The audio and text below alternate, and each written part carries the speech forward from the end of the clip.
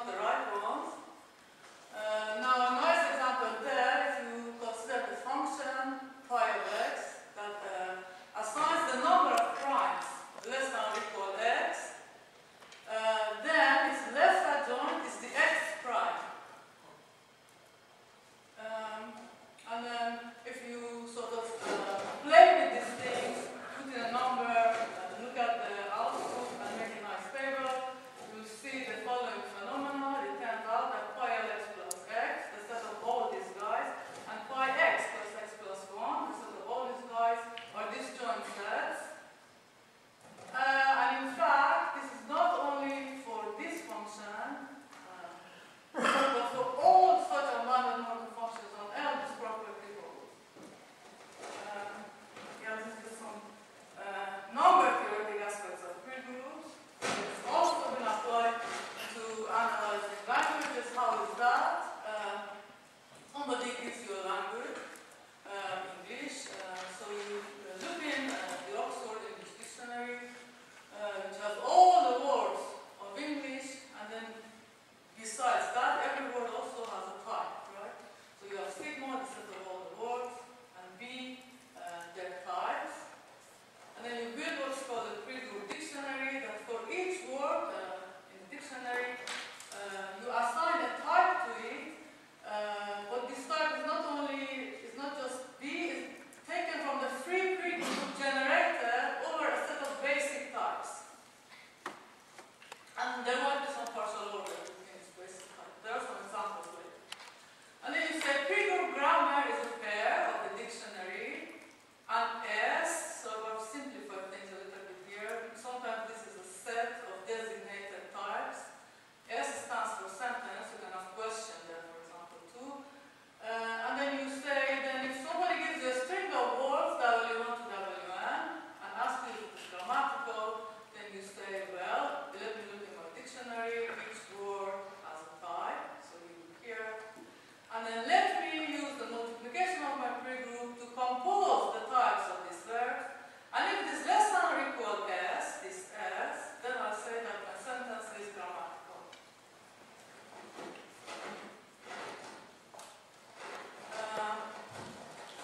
Now suppose somebody, so we have a very limited language with two sentences, John likes beer and John does not like beer, and you want to form a pre-group grammar from that. So I'm going to take my set of basic types to be N for noun, S for sentence, J for infinitive of a verb, and sigma some dummy gluing type. And then I'm going to create a free pre-group using this type as my set. There might be some others. And then I'm going to assign to each word that I'm interested in one such type from the free pre-group. John is noun, beer is noun, likes is this complicated type, including adjoints, so is like, and those are not get even more complicated types.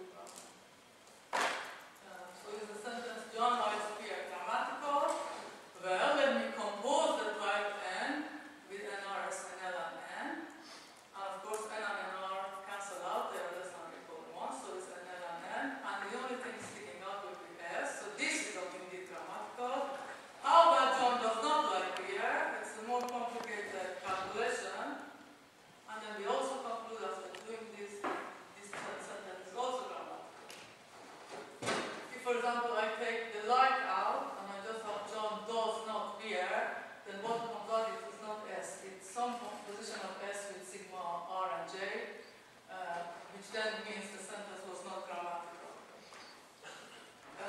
So it's already, it's hard probably to do these calculations, and some diagrammatic method comes into place.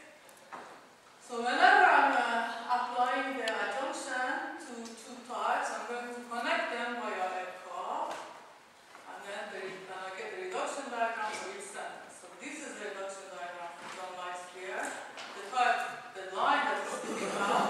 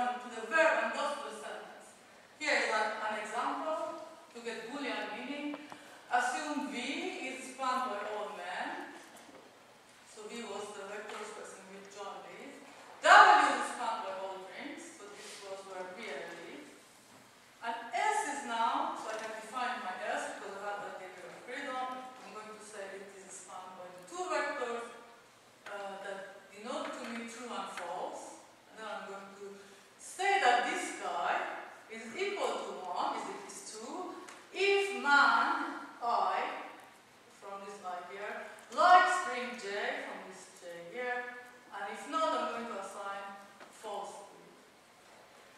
And then if I substitute this guy into the likes, this is what the meaning of likes would look like, and then I do my calculations, at the end I'll get S34, which is true if man 3, assuming that, for example, John is man 3, and Pierre is string 4, then I'll get S34 out, which is true if man 3 likes string 4, if John likes Pierre, and false otherwise according to my definition. So I'll get the true theoretic meaning that I want out of this calculation, and it all works nicely.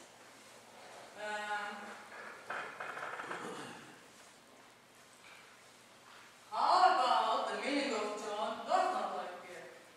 So the pre-group reduction is more complicated. John and Pierre have meanings as before. Does has this meaning space, not has this meaning space.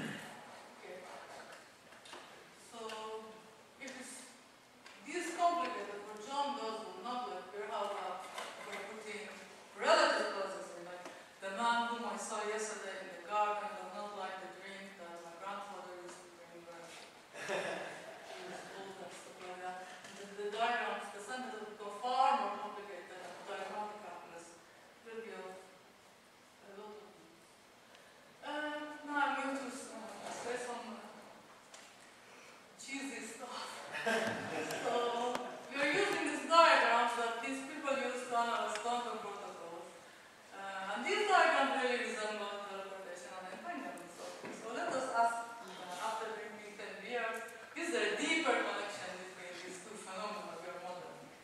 And is there no show entanglement, for example, when we are analyzing meaning in sentences? So here I'm going to play my game. So how is it that to you English people is this question? You say John does not like beer. But what you really mean is to apply like to John and beer and then take the not of it. So why do you not say it in the right order? Why do you not say John like beer not does? Something like that. So this is the diagram where John does not like beer. So if a human being is rational, should really, when we hear John does not like beer, buffer this, buffer this, buffer this, buffer this, buffer this, then swap sort of the buffers, assuming it's sequential, but then you have to jump John on the head of does and not, get it close to like, act like on John and beer, and then may take the not of it and then the does of it. So that's exactly what the diagrammatic calculus does. So it's as if we are saying these two words, these three actually, John is entitled to light and beer is entitled to light. And to make this explicit, we're using these etomaps, we connect them to etomaps, we're creating bell pairs, so that we don't lose this connection when we create space between the subject and the verb for these extra words that should really come after.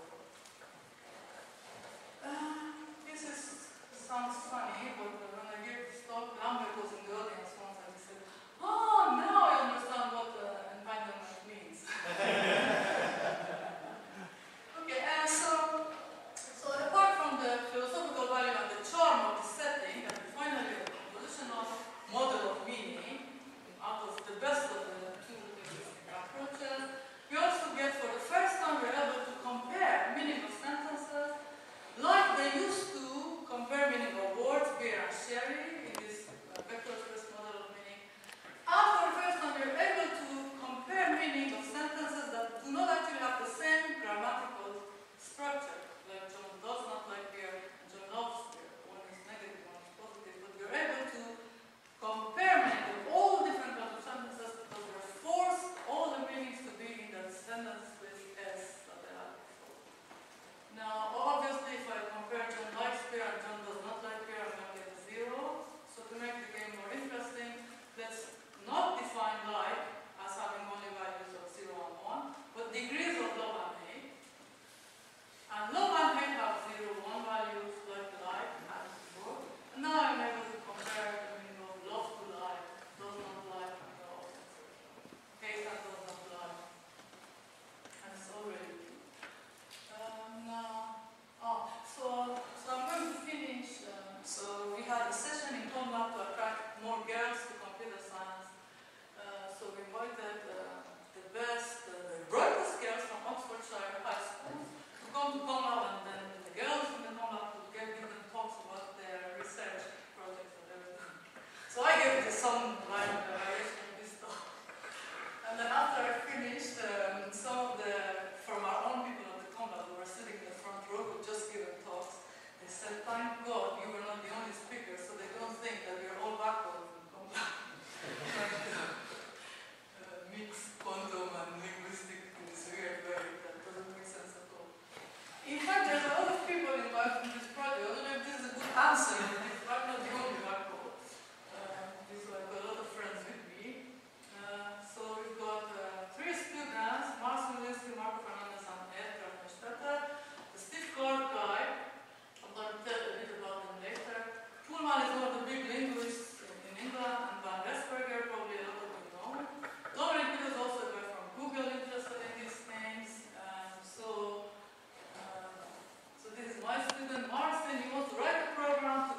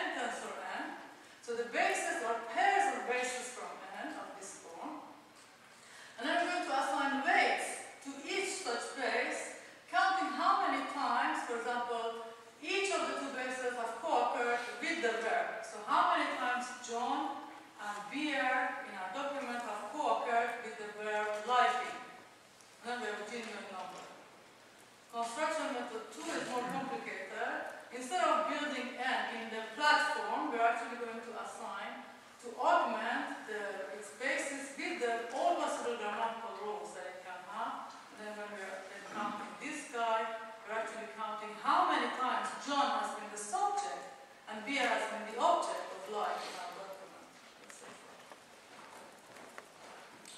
So it remains to implement these, and that's what Steve Clark is interested in. He's such a weird guy, doesn't have a cell phone, has done some effort to delete all these pictures from the internet. So that's why I don't have a picture in. In fact, if you Google him, you get a rock star, but maybe that's why he has deleted all his pictures. So he's very much interested in writing a program to experiment, to evaluate this construction method. For example, if you use this construction method, do we get a good similarity between the sentences John does not like beer and John likes whiskey? They should be similar in some way, right? He's actually an expert in the field. He has written the state-of-the-art software that for the first time can parse large-scale data. For example, he can run his software on the sentences in English on the web and tell if they are grammatical or not, and moreover to which degree they're grammatical. And then I've got a student who's going to, so I talked about the not game that swapped the basis in the two-dimensional example. Now we want to go higher dimensional, of course. What are we going to take as the meaning of not? So this is working on this to extend these logical gates to higher order. And then Steve Kuhlman is the head of computational linguistics lab.